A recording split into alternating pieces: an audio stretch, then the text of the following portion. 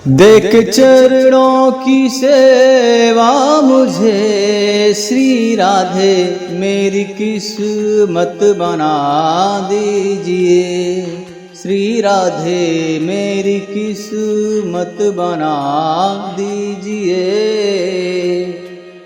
श्री राधे कुछ ऐसा इंतजाम हो जाए, किशोरी कुछ ऐसा इंतजाम हो जाए, जुबां पे राधा राधा राधा नाम हो जाए। जुबां पे राधा राधा राधा नाम हो जाए, किशोरी कुछ ऐसा इंतजाम हो जाए। देख चरणों की सेवा मुझे श्री राधे मेरी किस्मत बना दीजिए।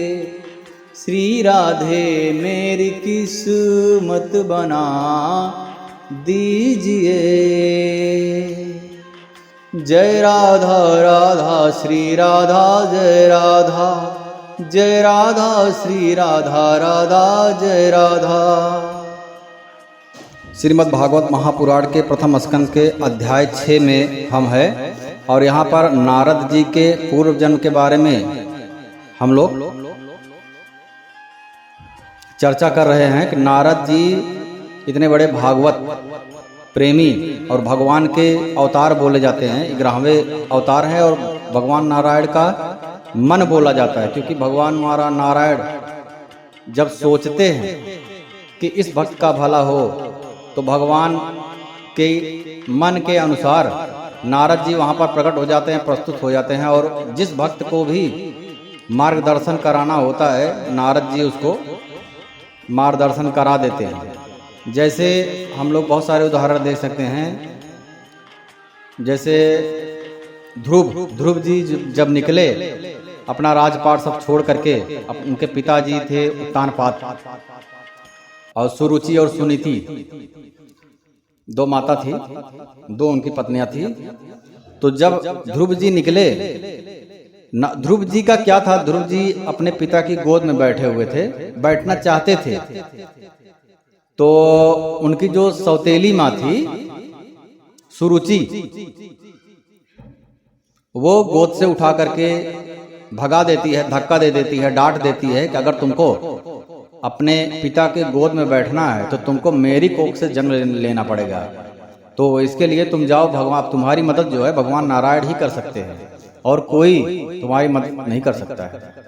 तो जब ध्रुव जी निकल पड़ते हैं राजपाट छोड़ करके भगवान नारायण की पूजा करने के लिए, तपस्या करने के लिए, तो भगवान नारायण ने जब यह देखा कि ये तो बहुत छोटा बच्चा है और हठीला है, तो जैसे मन में संकल्प किए भगवान नारायण की इसकी सहायता करना चाहिए, ये तो बहुत छोटा है, इसका मार्गदर्शन करना बहुत ही आवश्यक है, क्योंकि मेरे मार्ग पर निकल पड़ा है, मुझे प्राप्त करने के लिए निकल पड़ा है, तो मेरी जिम्मेदारी बनती है, भगवान नारायण की जिम्मेदारी बनती है। तो भगवान नारायण ने सोचा और नारद जी वहां पर प्रकट हो गए, प्रस्तुत हो गए ध्रुव जी के पास।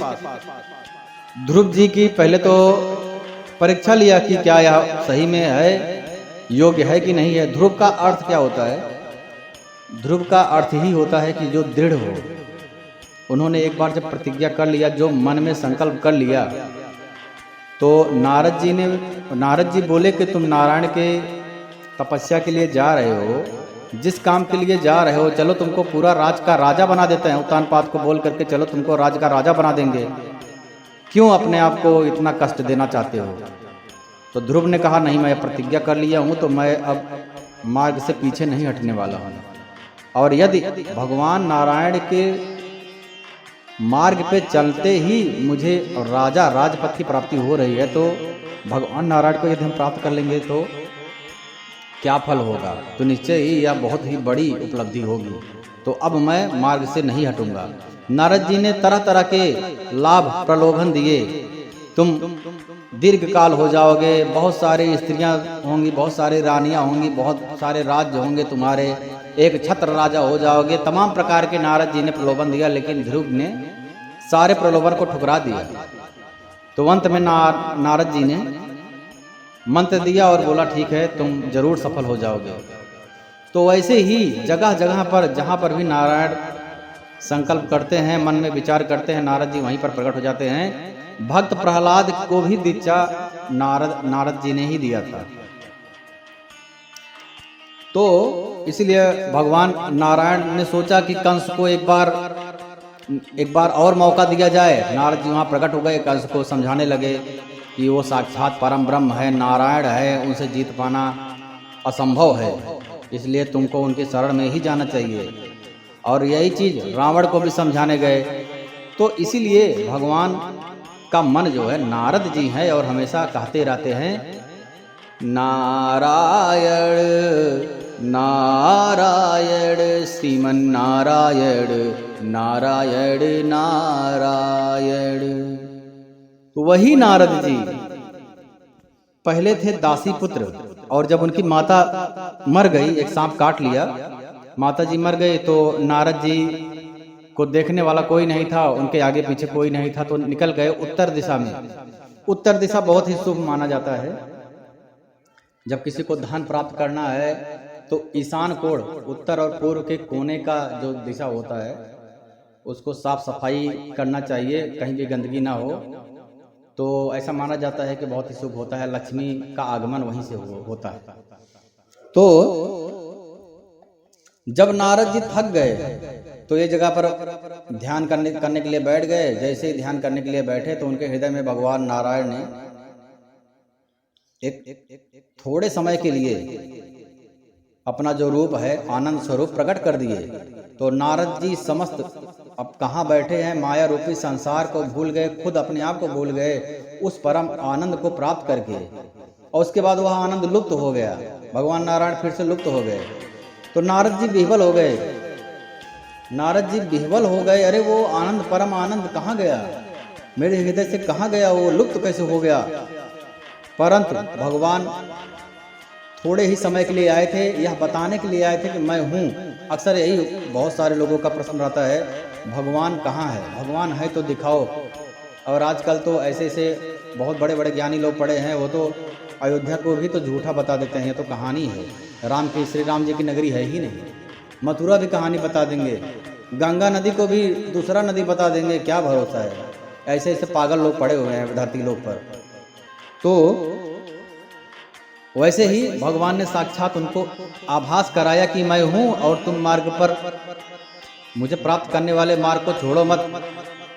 इसीलिए तो भगवान अपने भक्तों को आभास कराते हैं, मैं हूँ। श्रीधाम वृंदावन में कितने बड़े बड़े लोग माला लेकर पड़े रहते हैं, कुटिया बना करके पहाड़ों पर एकांत जगह में ऐसे ही नहीं पड़े रहते। यदि उनसे बात करोगे, और यह सत्यवाणी है, उनसे बात करोगे तो पता चलेगा कि अगर उनका दिल कहेगा सत्य बताने के लिए, या फिर जो भी उनको आभास है। अक्सर क्या होता है कि संत लोग बताते नहीं हैं उनको क्या आभास होता है भगवान के होने का। तो क्या होता है कि संतगण बिना आभास के ऐसे ही एकांत में नहीं पड़े रहते हैं, उनको किसी का सहारा मिलता है तभी पड़े रहते हैं, भगवान के होने का एहसास मिलता है।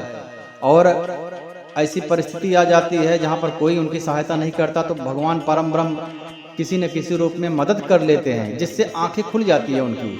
तो उनको वास्तविक ज्ञान हो जाता है कि माया रूपी जो यह संसार है, और जो भी हमारे रिश्तेदार हैं, भाई बहन बंधु माता पिता भाता, सब कोई संकट में पूछत नहीं कोई। हाँ, स्वामी ऐसा है आस तुम्हारी आय हरव अब संकट हमारी। कोई भी संकट के टाइम पे, संकट के समय पे नहीं पूछता है। भगवान नारायण, भगवान महादेव, जिसको भी पूजते हो, परमपर परमात्मा, माता जी, हनुमान जी, श्री रामचंद्र जी, वही आकर के जब समस्या से उबारते हैं तब ज्ञान के चक्षु खुल जाते हैं। अरे यही है भगवान परम ब्रह्म जो हमेशा हमारे साथ रहते हैं और हर परिस्थिति में हमारी मदद करेंगे और कभी नहीं छोड़ेंगे। संकट में तो और जो है साथ देते हैं। ये परम परमात्मा के लक्षण है। और यही कारण है कि जो पांडु पत्नी थी कुंती, माता कुंती बोलती थी कि भगवान नारायण मुझे आप कष्ट दो, क्योंकि कष्ट में जो है क्या होता है कि मुझे आपका सहारा ही मिलता है, मुझे पता है, तो मैं आपका नाम सुमिरन करती रहूंगी। यदि कष्ट दोगे तभी आप याद आओगे और मैं आपको भूलूंगी नहीं। यदि आप मुझे धन धान से भरपूर कर दोगे तो हो सकता है मैं उस जो सुविधा रहेगा, इतना धनाढ़ व्यवस्था रहेगा, उसमें हो सकता है बहुत सारे सुख पा करके मैं आपको भूल जाऊं। इसलिए आप मुझे कष्ट ही देते रहो प्रभु, जिससे मैं आपको भूलने का कोई भी अवसर मुझे ना मिले और हमेशा मेरे हृदय में आपका सुमिरन चलता रहे। तो माता कुंती ये वरदान मांगती। तभी कौन ऐसा है जो ऐसा वरदान मांगेगा? लोग तो यही मांगते हैं कि मुझे बहुत सारा पैसा चाहिए, बहुत सारे फ्लैट हो जाएं, कार हो जाए। और क्या होता है, अगर भगवान दे दे तो उसी माया में इतने उलझ जाओगे कि भगवान को एक नाम लेने का मौका ही नहीं मिलेगा। और ये सत्य बात है, लोग उसी माया में उलझ जाते हैं, समय ही नहीं मिलता उनको। अरे मेरा बिजनेस कहाँ पहुंचा है, कितने कस्टमर आए, कितने गए, कौन चोरी हो गया, कितना प्रॉफिट हुआ, और ज़्यादा कितना प्रॉफिट हो सकता है, क्या ऐसा प्लान किया जाए। मतलब दिमाग एकदम भर जाता है, हाय पैसा। तो क्या होता है कि उसको समय ही नहीं मिलता पैसे को छोड़ करके और कुछ है उसकी तरफ सोचने के लिए।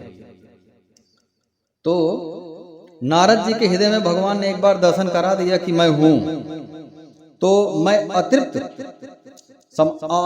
अतृप्त हो गया। नारद जी आतुर हो गए वही फिर से आनंद प्राप्त करने के लिए। वीक्षमाणो अपि नापस्यमपि तृप्त इवातुरः। जब नारद जी विह्वल हो गए, आतुर हो गए, तब भगवान नारायण फिर से कृपा करते हैं। अच्छा, यहाँ पर क्या होता है कि बोलते हैं ना कि भक्त जो है भगवान नारायण सबको एक समान दृष्टि से देखते हैं।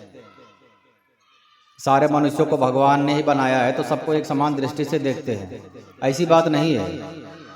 भक्त भगवान भी दो आंख करते हैं भक्त के लिए। सबको तो देखते हैं, लेकिन जो भगवान का सुमिरन करता है, भगवान को प्राप्त करने के लिए यदि वह आतुर होता है तो भगवान की भी जिम्मेदारी बनती है उनको प्राप्त करने के लिए। वह भगवान भी आतुर होते हैं। भगवान नारायण तो कहते हैं मैं अपने भक्त का भक्त बनना चाहता हूँ। मुझे भगवान बनने में उतना आनंद प्राप्त नहीं होता है। भगवान तो कहते हैं श्री धाम वृंदावन में मैं अपने भक्तों के पीछे पीछे चलता हूँ, उनका दास बन के, जिससे उनके चरण से जो धूल उड़ेगी वह मेरे मुख पर पड़ेगी, चेहरे पर पड़ेगी, शरीर पर पड़ेगी, तो उस धूल से शरीर पर पड़ने से मैं धन्य हो जाऊंगा। भगवान की ऐसी भावना रहती है। या भगवान ही कर सकते हैं, इंसान के बस की बात नहीं। इंसान को तो थोड़ा पैसा आ जाता है तो सीना तान के चलता है, और भगवान नारायण त्रिभुवन 14 भुवन तीनों लोकों के स्वामी, इतने सरल। तो अपने भक्तों के लिए भगवान एक अलग से व्यवस्था बनाते हैं, क्योंकि भगवान को प्राप्त करने के लिए यदि कोई भी एक कदम बढ़ाएगा तो भगवान की जिम्मेदारी बनती है 2 कदम बढ़ाने के लिए। अरे यहाँ तक तो जस जस सुरसा बदन बढ़ाया, तास दून कप रूप दिखावा। उनको खाने के लिए भी यदि कोई आगे बढ़ता है तो भगवान दुगुना हो जाते हैं, उसमें भी भगवान डबल। और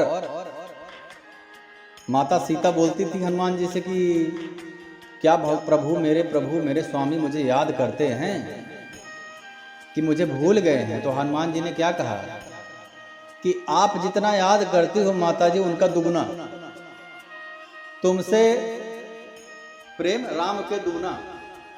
भगवान राम दुगुना पे ही है। तो ऐसे लगता है कि भगवान नारायण को प्राप्त करने के लिए यदि एक कदम बढ़ाया जाए तो उनका 2 कदम निश्चय ही रहेगा। तो वैसे तो भगवान निश्चय ही श्रीमद् भागवत गीता में भी कोई भी शास्त्र उठा करके देख लो, भगवान मन से परे हैं, बुद्धि से परे हैं और वाणी से परे हैं, ठीक है, और आँख से भी परे है, ज्ञानेंद्रियों से परे हैं। अर्जुन को जब भगवान नारायण दर्शन देने लगे, कृष्ण भगवान विराट रूप, तो पहले दिव्य चक्षु प्रदान किए, क्योंकि जो माया का जो आँख है उसमें इतनी क्षमता ही नहीं है। कि भगवान को देख सके, क्योंकि ब्रह्मा ने माया बनाया है, ब्रह्मा ने आँख बनाया है, तो आँख माया को ही देख सकता है, क्योंकि माया रूपी जगत का ही एक प्रतीक है, उसी का एक भाग है, तो माया को ही देख सकता है। तो भगवान भी दो वाक करते हैं भक्तों के लिए, वैसे तो माया वाणी से परे हैं, लेकिन जब नारद जी आतुर हो गए तो क्या किए, इस प्रकार निर्जन मन में मुझे भगवान नारद जी बता रहे हैं वेद व्यास जी से कि मैं पहले दासी पुत्र था, कैसे मुझे जो है भगवत प्राप्ति हुआ। तो नारद जी कह रहे हैं इस प्रकार निर्जन मन में मुझे प्रयत्न करते देख करके भगवान जो वाणी का विषय ही नहीं है, भगवान जो वाणी से परे हुए हैं, हाँ, एवं यतंतम विजने मामा हा गोचरो निराम, वाणी के विषय नहीं है, गंभीरश्च लक्षणया वाचा सुचा, बहुत ही गंभीर वाणी से बोले। भगवान के बारे में वर्णन क्या आता है,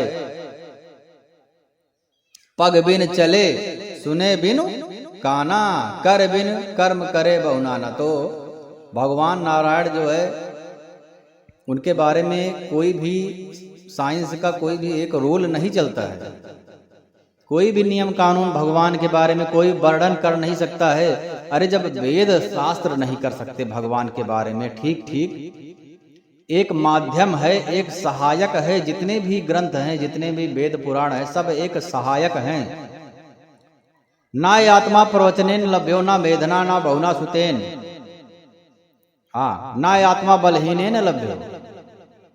भगवत प्राप्ति किसी को संभव नहीं है, चाहे तो तुम प्रवचन सुनते रहो, चाहे तो पूरे वेद शास्त्र पढ़ लो, चाहे तो प्रवचन करते रहो, सुनाते रहो, ठीक है, चाहे तो सारे इंद्रियों को नियंत्रित कर लो, भगवान को हमेशा देखते रहो, उनका पैर दबाते रहो, जो भी करना है, जितना भी प्रयत्न करना है कर लो, लेकिन भगवत प्राप्ति नहीं होगी।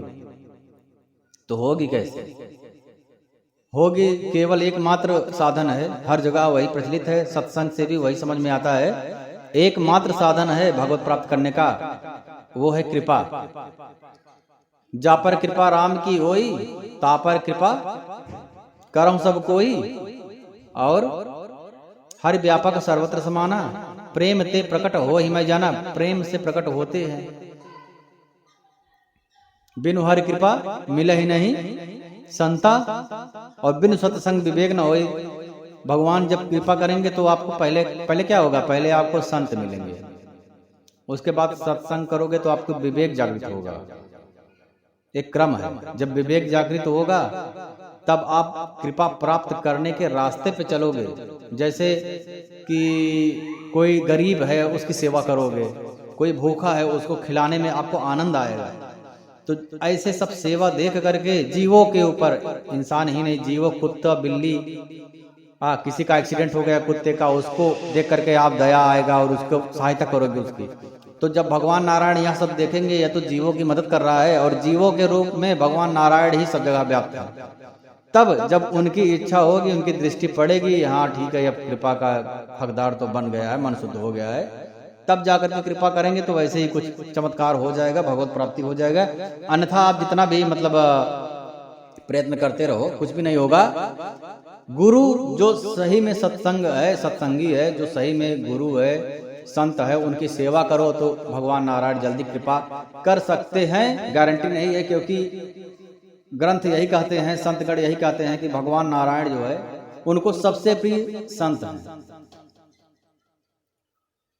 सत्संग जो है सबसे प्रिय है। और गीता में भगवान नारायण ने कहा है, मेरा सबसे प्रिय वह होता है भक्त जो मेरे वचन को, मेरी इस लीला को, गुण को, धाम को, मेरी वाणी को लोगों में कहता है, प्रचार प्रसार अर्थात प्रचार प्रसार करता है, वही मेरा सबसे प्रिय होता है। इसमें कोई भी संशय नहीं, मैं उसको ही सबसे ज्यादा अपना प्रिय मानता हूँ, क्योंकि एक प्रकार से जो भी मेरी बात है उसको फैलाता है, उसको लोगों के प्रति बताता है, उसको लोगों की शंका समाधान करता है, जिससे लोगों की जो है भावना है भगवान के प्रति, भक्ति भावना बढ़ती है। तो भगवान को प्राप्त करने में लोग आगे बढ़ते हैं। अब जो भी हो, लेकिन भगवान नारायण, भगवान श्री कृष्ण कहते हैं कि मुझे सबसे प्रिय वही है जो मेरी इस गुण को, इस लीला को, धाम को, मेरे वचनों को लोगों में कहता है।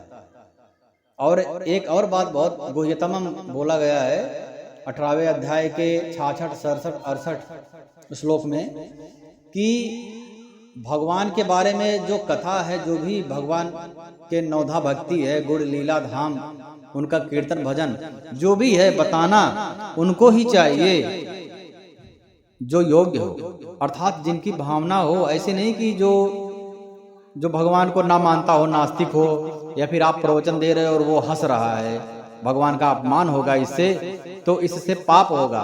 तो पहले यह हमको तय करना होता है कि इसकी भक्ति भगवान के प्रति है कि दिखावा है। जिस प्रकार से यदि किसी को वरदान देना होता है तो पहले देवतागण भी उसकी परीक्षा लेते हैं, या निश्चय ही वरदान प्राप्त करने योग्य है कि नहीं है। योग्य को ही सुनाना चाहिए, योग्य को ही वरदान देना चाहिए। यदि अयोग्य प्राणी को ज्यादा जरूरत से ज्यादा धन मिल जाए तो वह पागल हो जाएगा अथवा दूसरे का अनिष्ट कर देगा, क्योंकि उतना धन, उतनी शक्ति, उतना पावर, उतने वरदान वह संभाल नहीं सकता है। तो भगवान वाणी से नारद जी को गंभीर वाणी से बोले, मुझे खेद है कि इस जन्म में तू मेरा दर्शन नहीं कर सकोगे। भगवान नारायण कहते हैं कि इस जन्म में तुम मेरा दर्शन नहीं कर सकोगे। जिनकी वासनाएं पूर्णतया शांत नहीं हो गई हो, उन अथक्चरे योगियों को मेरा दर्शन अत्यंत दुर्लभ है। अर्थात भगवान को प्राप्त करने के लिए वासना, अर्थात माया रूपी जगत में मन को क्या चाहिए, कभी इधर भाग रहा है, कभी उधर भाग रहा है। इंद्रियों को नियंत्रित करना और जितनी भी इच्छाएं हैं, सारी इच्छाएं माया रूपी जगत में खत्म करना, समाप्त करना।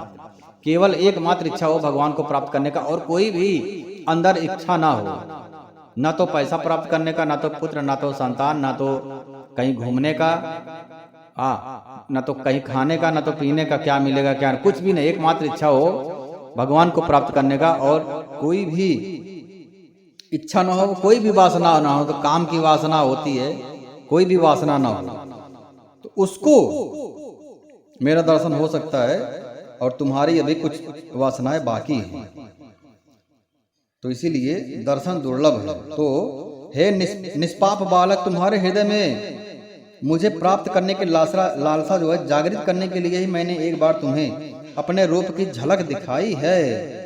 बताए ना, भगवान नारायण जो है इसीलिए हृदय में दर्शन दिए नारद जी को कि समझ तो सको, हाँ मैं वास्तव में हूँ, इसको स्वप्न मत मांगो, मैं वास्तव में हूँ और मैं ही हर जगह हूँ, मैं ही परमानंद हूँ। तो आपको लालसा आपको दिखा दिया हूँ, तब आप मुझे प्राप्त करने के लिए आगे बढ़ोगे। मुझे प्राप्त करने की आकांक्षा से युक्त साधक धीरे धीरे हृदय की पूर्ण वासनाओं का भली भांति त्याग कर देता है, और अल्पकालीन संत सेवा में ही तुम्हारी चित्तवृत्ति मुझ में स्थिर हो गई है। अब तुम इस प्रकृत मलिन शरीर को छोड़ करके मेरे पार्षद हो जाओगे।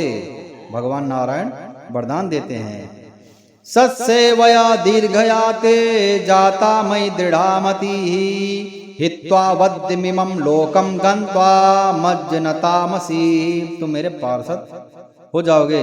मुझे प्राप्त करने का तुम्हारा यह दृढ़ निश्चय कभी किसी प्रकार नहीं टूटेगा, और समस्त सृष्टि का प्रलय हो जाने पर भी मेरी कृपा से तुम्हें मेरी स्मृति बनी रहेगी। आकाश के समान अव्यक्त सर्वशक्तिमान महान परमात्मा इतना कहकर के चुप हो गए। उनकी इस कृपा का अनुभव करके मैंने उन श्रेष्ठों से भी श्रेष्ठतम भगवान को सिर झुका करके प्रणाम किया। नारद जी कह रहे हैं व्यास जी से, तभी से मैं लज्जा संकोच छोड़ करके भगवान के अत्यंत रहस्यमय और मंगलमय मधुर नामों और लीलाओं का कीर्तन और स्मरण करने लगा। और उसके बाद क्या हुआ, व्यास जी सुनो। इस प्रकार भगवान की कृपा से मेरा हृदय शुद्ध हो गया, और मेरी जितनी भी आसक्ति थी इस माया रूपी जगत में, मेरी जितनी भी वासना थी सब समाप्त हो गई। मैं श्री कृष्ण परायण हो गया। कुछ समय बाद जैसे एकाएक बिजली कौंध जाती है, वैसे ही अपने समय पर मेरी मृत्यु आ गई और मुझे शुद्ध भगवत पार्षद शरीर प्राप्त होने का अवसर प्राप्त हो गया। मैं भगवान का पार्षद, नारद जी भगवान का पार्षद बन गए। जब सृष्टि का प्रलय होने लगा तब क्या हुआ, सारी सृष्टि को ब्रह्मा जी समेट करके भगवान के उदर में प्रवेश करने लगे। सृष्टि को समेट करके ब्रह्मा जी जब प्रवेश करने लगे तब उनके श्वास के साथ मैं भी उनके हृदय में प्रवेश कर गया, भगवान के हृदय में। 1 सहस्त्र चतुर्युगी बीत जाने पर जब ब्रह्मा जगे, अर्थात जब सृष्टि का प्रलय हुआ उसके बाद में 1000 चतुर्युगी, एक बार चतुर्युग बीता, फिर 2 बार चतुर्युग बीता, फिर उसके बाद में 1000 चतुर्युग बीता। उसके बाद सृष्टि करने की इच्छा हुई। जब ब्रह्मा जी जागे तब उनकी इंद्रियों से मारीची आदि ऋषियों के साथ मैं भी प्रकट हो गया। और सृष्टि का जब उत्पत्ति होने लगी 1000 चतुर्युग बीतने के बाद में, तब नारद जी प्रकट हो गए सारे ऋषियों के साथ में। तभी से मैं भगवान की कृपा से वैकुंठ आदि और तीनों लोकों में बाहर भीतर बिना रोक टोक विचरण किया करता हूँ। और क्या करते हैं भगवान नारायण? भगवान नारायण की कृपा से नारद जी बीड़ा पर तान छेड़ करके मैं उनकी लीलाओं का गान करता रहता हूँ। अभी हम लोग बात कर रहे थे कि भगवान को कौन सबसे प्रिय है, जो उनकी लीला का, गुण का, धाम का वर्णन करता है, कीर्तन करता है, उनके बात को लोगों तक पहुंचाता है, वही सबसे प्रिय है। तो नारद जी बीड़ा पकड़ लिए और उनका गुणगान करने लगे, लोगों तक पहुंचाने लगे। इसलिए भगवान के बहुत ही खास, बहुत ही करीबी हो गए नारद जी।